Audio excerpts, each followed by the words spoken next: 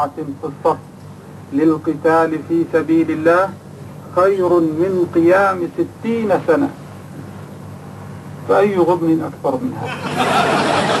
ساعة في الصف تستطيع أن تذهب إليها بنصرة لا إله إلا الله ضد اليهود والنصارى وأعوانهم، والمجال بفضل الله مفتوح وميسر للإعداد والتدريب والانطلاق بنصرة لا إله إلا الله، وتقعد.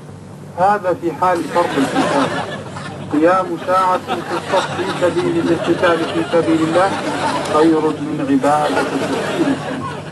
وفي الحديث الآخر خير من قيام للقتال في سبيل الله خير من قيام 60 سنة. Jihad on Baz Luhrmann. Well done, Osama. I think that's something that both Islam and the West can agree on. Thanks, by the way, thanks everyone for coming into our very first studio audience. Thank you. We did want things to be a little bit different. Thank you. Thank you very much.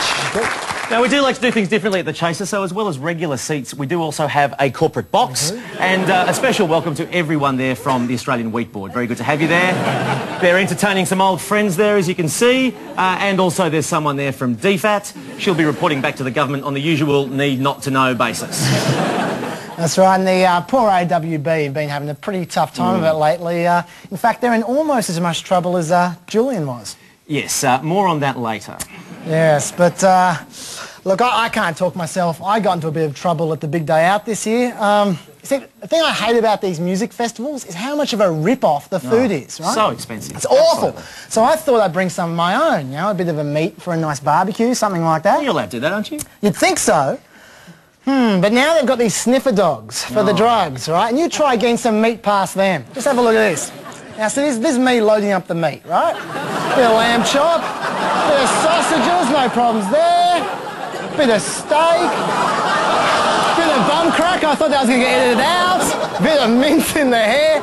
So now I'm loaded up. But can you get all this meat past the sniffer dogs? Well, look, I hadn't gotten past 2 steps. Those bloody sniffer dogs are all over me. They look hungry, Chaz. They look very hungry. We got my steak. Look at this. They're relentless. They are so tough on me. Look, now I'm gone. I'm out of here. I showed them the minced meat. I'm going away for years. Those cops, they hate the meat pushers. Hey, now, Chaz, was it just me, or did you notice at the big day out that there were stacks of people wearing Australian flags? People doing this all the time now, there they are. Yeah, they were everywhere. And it really worries me, to be honest, because I hate to think of young Aussies taking fashion advice from Pauline Hanson. Not a good idea, not a good idea. It is noticeable, though, how many people are wearing Aussie flags these days. And, you know, it's not just young people. I mean, I've seen business people doing it. I've seen priests wearing the flags. But it's good to see that it's also catching on in the Islamic community. Yeah, I don't think Darnavale would think too much about that. Chaz, I don't think Darnavale thinks too much about anything.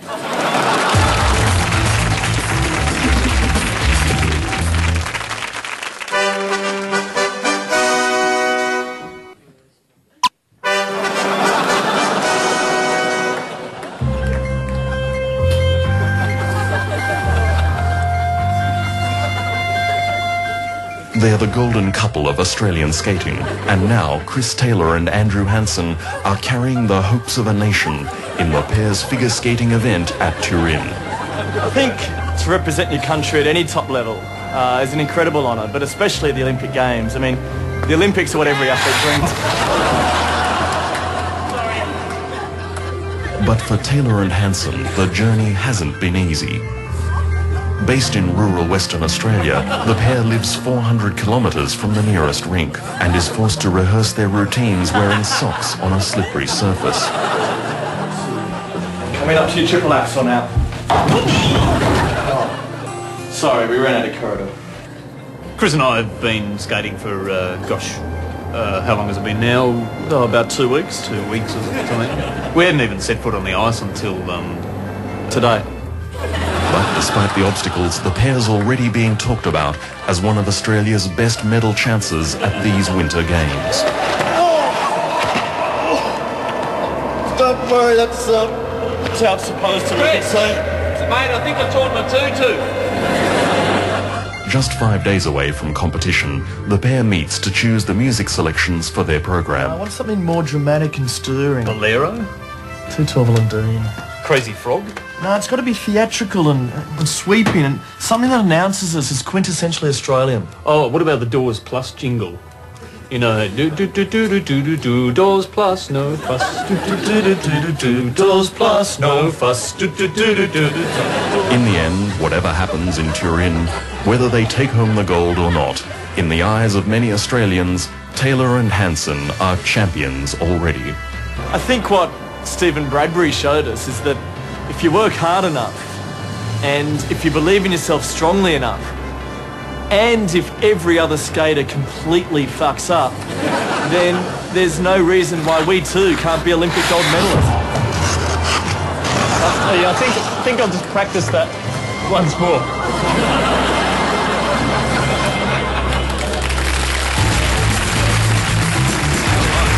I'm feeling good. We're on target. Right on target for gold. We'll be on that podium with Jake Begg-Smith. I think so. And look, if for some weird reason it doesn't work out in Turin for us, I actually reckon we should take up American football. Did you see the Super Bowl last week? No, I don't really get into the Super Bowl. It's weird. No? Like, you never hear anyone talk about the game. Like, people only ever talk about the Super Bowl commercials. Now, you know a sport must be bad when people are only tuning in for the ads. Well, that's true. I mean, it's either the ads or the halftime entertainment, which this year, of course, was the Rolling Stones. And I loved NBC's interview with Mick Jagger when he was asked about performing at the Super Bowl. Something you've always wanted to do? Not really. Well, it mightn't mean much to Mick, but one person who's always wanted to go to the Super Bowl is the Chasers' very own Charles Firth, who's actually living in America now and living the American dream. The Super Bowl, America's largest sporting event. With over 90 million drunk viewers, the Super Bowl is one of the highest rating programs on TV, surpassed only by reruns of Everybody Loves Raymond. There's only one thing missing: sport. How does American football actually work? How does it work? Yeah, can you explain it to me? Let me see. Explain to me how American football works. Just score! Woo! Can you explain to me the idea behind the face paint? How many beers have you had? Not enough. Maybe like 30, 40 beers, you know. I'm trying to think. I just don't think about it. You just know it, you know? It's just know what happens. Object, and you kick it through this fence, and when it goes through, like, you scream like crazy, and then you do a funky dance. It's hot. Why should Australians care about the Super Bowl? Who? Australians. Who? Football's like the all-American sport. I know Australia's not American, but it's great. Then all you have to do is yell and scream as everyone pretends to understand what's going on. Win or lose, everyone displays great sportsmanship. Do you have a message for the Seahawks? I got a message for the Seahawks. Goddamn, lock your mothers up, because Pittsburgh is gonna fuck everybody in your family. This is Charles Firth reporting from the greatest country in the world.